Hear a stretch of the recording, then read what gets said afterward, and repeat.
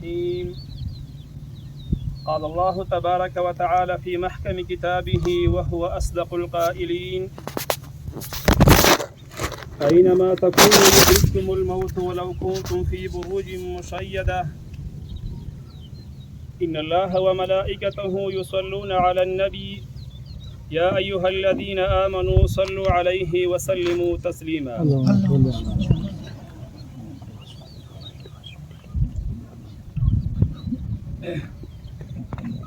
هر څه مخکې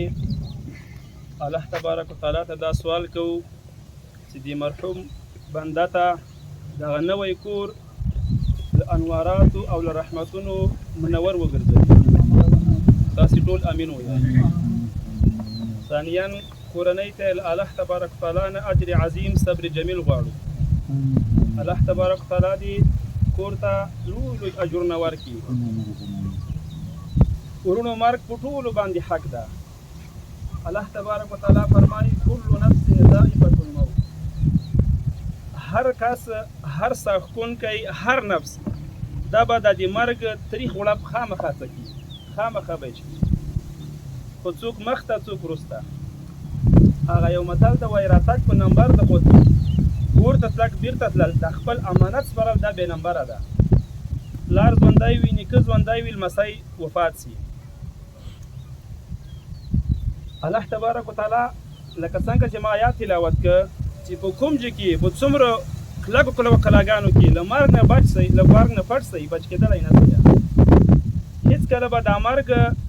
نه تاسې خلاصون ونه مومئ اگر که په ډېرو کلکو کلاګانو کې له مرګ نه تاسې ځانونه بچ کوئ. یو واقعه وایم، باران هم راتلونکی ده، خالص د عبرت لپاره. ملایان چې څومره مسلې کوي د دې لپاره چې خلک عمل ورباندې وکړي، د دې کیسو نه عبرت واخلي. حسن بصري صاحب د وخت یو لوی تاجر تېر سوی ده. هغه د وخت یو وزیر سره انډیوالو،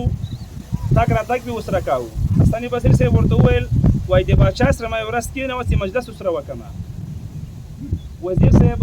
ډېر وخت بعد اواز ور ولېږه وایي راسته باچا سره به دې کېنوو، مجلس به ورسره وکړې. حسن بصري صاحب راغی، خو په دې وخت کې باچا یو ناڅاپه قافله تیاره کړې وه، په یو سفر باندې ځان مصروف کړی و. فوجونه تیار دي، هر قسم فوجونه تیار دي، ډاکټران راغلي دي چې د دنیا څومره اسباب دي هغه د تیار کړي دي.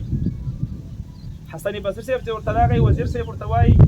موږ په یو سفر باندې ځو چې له سفر نه راسو بیا به باچا صاحب سره ته ووینې. وزیر صاحب ورته وایي که راسره ځې هم موږ ته مشکل نشته، بوج نه لري، راځه راسره لاړ شه په دې سفر کې. حسن بصري صاحب ورته وایي سید ورسره لاړ وسه. حسن بصري صاحب او سره د باچا د لښکرو روان شول. ډېر مزل یې وکړ. یو دښته کې ډېره ښایسته کوټه ده او قسمه قسمه رڼاګانې او قسمه قسمه د زینت اشیا ورباندې لګېدلې دي. دې ته چې ورسېدله دا ټول ډېر په احترام باندې ورته کېناستله. اول نمبر کې د دې وخت ټول حکیمان چې څومره تکړه حکیمان وو هغه د اتاق ته ورننوتله، بېرته ترې راووتله. په دویم دور کې فوج ورننوته، په درېیم دور کې وزیران ورننوتل، په څلورم دور کې هغه تاجران چې څومره تاجران وو هغه ورننوتل، بېرته به ترې راوتله. اخري وار باچا ورننوته، بېرته ترې نه راووته. حسن بصري صاحب فرمایي وایي ما وزیر صاحب ته وویل چې دلته څوک دي، څه خبره ده؟ ده وفرمیل وایي د دې باچا صاحب تېر کال یو زوی وفات و، نن یې د سالګرې ورځ ده، نن یې پوره یو کال پوره کېږي. دا باچا یې سالګرې لمانځي، ځکه دا رقم کار کوي. وایي دا خلک چې وایي دې ته راوځي دغه څنګه ده؟ وایي اول طبیبان حکیمان د وخت هغه ورغله، هغه ورته وویلې که چېرته په دوایانو باندې ته را بچ کېدلی، دنیا ټول حکیمي ټول توبت په تا باندې مصرف کړی وو، خو اما په توبت باندې ته نفس بچ کېدلی، د الله فیصله صحیح وسته ومړ کېږي. دویم نمبر کې فوجان وایي فوجان ورغله، هغه ورته ویلې که چېرته په زور او طاقت سره وایي، که په جنګ سره وایي چې موږ له مرګ نه تا بچ کړو، نو خو په جنګ سره هم نه کېدله، نو تا موږ له مرګ نه نسو بچ کولی، نو ته لاړلې، الله دې وبخښه. بیا وزیران همدغه سرمایداران که چېرته په پیسو باندې کېدلی هم کېدله، قومي مشران ورغله وایي که چېرته په جرګو باندې کېدلی ته موږ له مرګ نه بچ کړی وې، خو نه هېڅکله ته له مرګ نسې بچ کېدلی. اخر وخت کې باچا ورغی وایي دا ټوله بادشاهي به تا نه ما ځار کړې وه، خو نه که جار کړی مې وای هم ته له مرګ نه بچ کېدلې الله رانه واخیستلې الله دې وبښه کال بعد بیا انشاءالله تا ته زه راځم حسن بصري صاحب فرمایي وایي له همدغه وخت نه ما دعا وکړه چې زه به نور تجارت نه کوم د الله دین او د الله دین علماو سره به زه ځم له همدغه ورځې نه مدرسه شروع کړه سبقونه یې شروع کړل یو وخت یو لوی ولي ولاد یو وخت یو لوی عالم درنه جوړ سه باچا په یو وخت کې باچا دربار ته ورځي ملاقات باچا ورته وایي ولې موږ دا نه غواړو چې آخرت ته یوه دنیا ته لاړ شو او په دغه دنیا کې پاتې یو په دغه دنیا کې پاتې کېدل خوند راکوي نه غواړو چې یوه دنیا ته لاړ شو لکه نن سبا چې موږ تاسې یو فاجعه راته پېښېږي مرض راته پېښېږي ډارېږو چې کاشکې مړه نه سو دې چې ته نظم خطر ده ولې چې مړ به سمه دا مرګ نه ولې ډارېږو حسن بصري صاحب فرمایي وایي چې یو څوک زنداني جیل ته لاړ سي هغه نه غواړي چې په زندان کې پاتې سي غواړي چې بیرون راوځي یو چا چې دنیا ښایسته جوړه کړې وي هغه نه غواړي چې آخرت خراب کور ته لاړ سي ولې اعمال یې روغ نه وي کړي که چېرته موږ آخرت جوړ کړی وای نو موږ په همدې آخرت ته خوشحاله وو الله العالمین ستا در تګ مخته مې تګ ده خو الله زه ډېر خوشحاله یم که درځمه او که چېرته موږ آخرت خراب جوړ کړی وي موږ خفا یو د نن ورځې نه حساب له ځان سره وکړي چې آیا زه آخرت ته ځمه ځان خفه ګڼم که خوشحال ګڼم آیا ما ته دغه قبر ته تګ دې کور ته تګ چې د دنیا د منزلونو آخري منزل ده او د قبر د آخرتي منزلونو اول منزل ده دې ته زه خوشحالېږم که خفه کېږم نو که چېرته خوشحالېدې په دې باندې پوه شه چې تا ایمان کامل ده اعمال دې صالح کړي دي او که چېرته په دې خفه کېدلې چې نه زه دې کور ته باید لاړ نه شم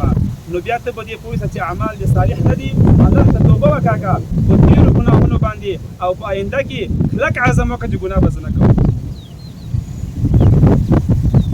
الله تبارک وتعالی دې موږ